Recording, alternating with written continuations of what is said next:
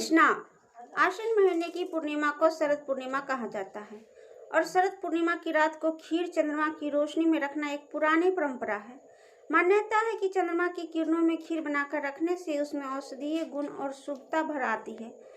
रात भर चंद्रमा की रोशनी में रखी गई इस खीर का अगले दिन सुबह सेवन किया जाता है और इस बार आश्विन महीने की पूर्णिमा तिथि 2 दिन है। ऐसे में व्रत किस दिन रखना है?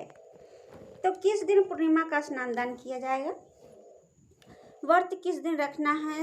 श्री सत्यनारायण भगवान का व्रत किस दिन रखना है? इस बारे में अंशंस बना हुआ है। साथ ही साथ इस बार शरद पूर्णिमा का भद्रा भी लग रही है, तो इसके अलावा शरद पूर्णिमा पर पंचक का प्रभाव भी रहेगा। तो चलिए आपको बताते हैं शरद पूर्णिमा की सही तिथि और शुभ मुहूर्त के बारे में। इस बार पूर्णिमा तिथि प्रारंभ हो रही है 6 अक्टूबर दिन सोमवार को दोपहर 12:24 से और पूर्णिमा तिथि अगले दिन समाप्त होगी 7 अक्टूबर मंगलवार को सुबह 9:16 पर। पूर्णिमा का व्रत क्योंकि चंद्र देवता की पूजा के कारण पूर्ण माना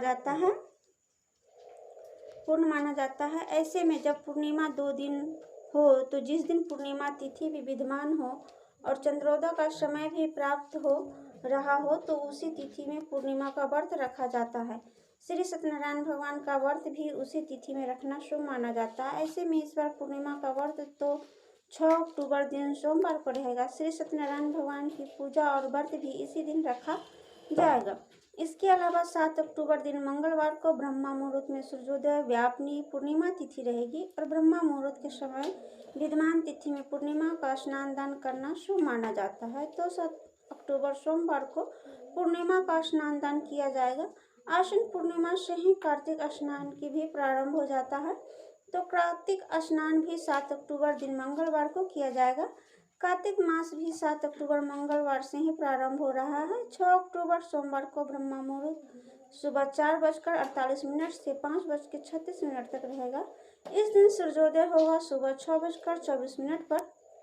सूर्यास्त का समय रहेगा शाम 6:05 पर।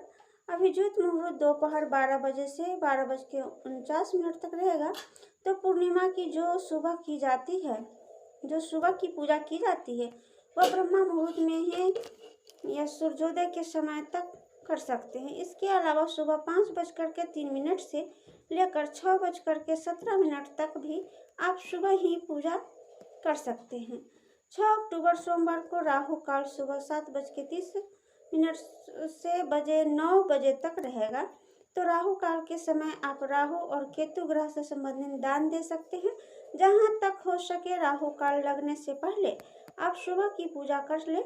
और क्योंकि इस बार 6 अक्टूबर सोमवार को पूर्णिमा व्रत के दिन भद्रा भी लग रही है, तो इस बार भद्रा का वास मृत्यु लोक में ही रहेगा, जो कि समस्त शुभ कार्यों के लिए अशुभ मानी जाती है।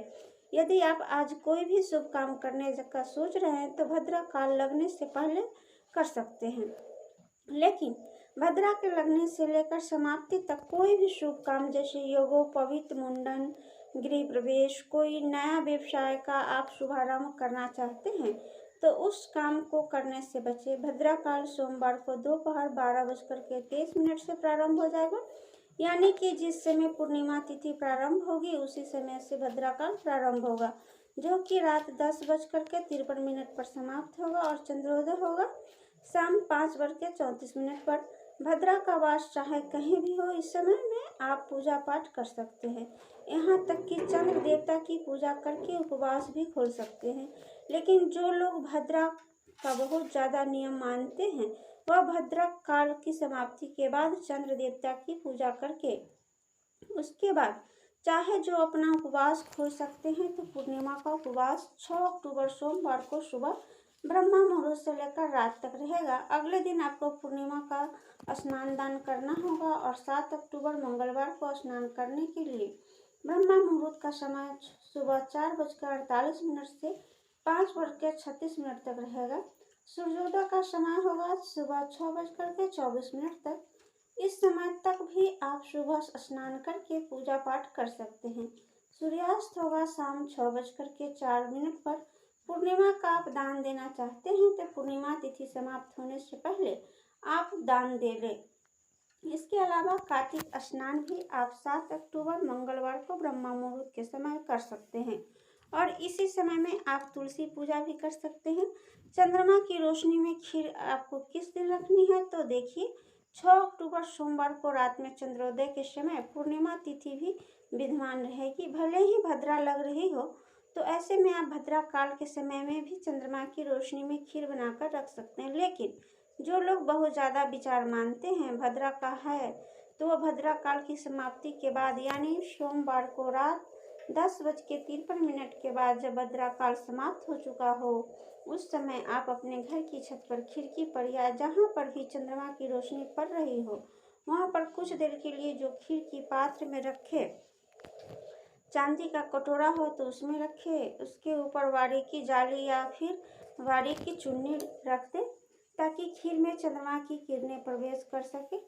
और इसके बाद से आप कुछ देर रहने के बाद, जैसे ही 2-3 घंटे या 1-2 घंटे खीर हो रहने दें, उसके बाद उसका प्रसाद रूप में सेवन कर सकते हैं। जो लोग अगले दिन व्रत का पालन करने के लिए इस खीर का सेवन करना चाहते हैं, तो उसे सुबह जल्दी उठकर ब्रह्मा मुहूर्त में स्नान करने के बाद फिर खीर का सेवन करना चाहिए और पूर्णिमा का व्रत खोलना चाहिए।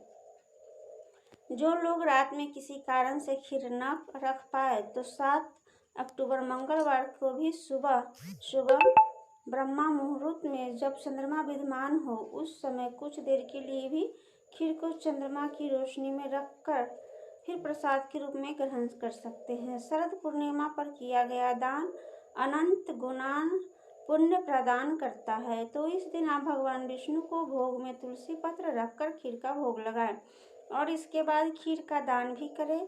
या खीर बनाने की सामग्री में जैसे दूध, कच्चे चावल, खंड वगैरह का दान कर सकते हैं। दही आदि का दान या सफ़ेद वस्त्रों का भी दान निर्धन लोगों को दिया जा सकता है। शक्कर का भी दान दिन करना शुभ माना जाता है। लहसुन, प्याज का या मांस मंदिर का सेवन पूर्णिमा तिथि का भूलकर भी नहीं करना चाहिए। पूर्णिमा तिथि 2 दिन हो तो दोनों दिन नियमों का पालन करना चाहिए और तुलसी जी की पूजा और दीपदान भी करना चाहिए। अगर मेरी वीडियो पसंद आए तो वीडियो को लाइक, शेयर, कमेंट करना ना भूलिएगा और मेरे चैनल पर पहली बार आए हैं तो चैनल को ज़रूर सब्सक्राइब कीजिएगा, बेल आइकन को प्रेस कीजिएगा, ताकि ऐसे ही वीडियो हम आपके लिए रोज़ लेकर के आते रहें।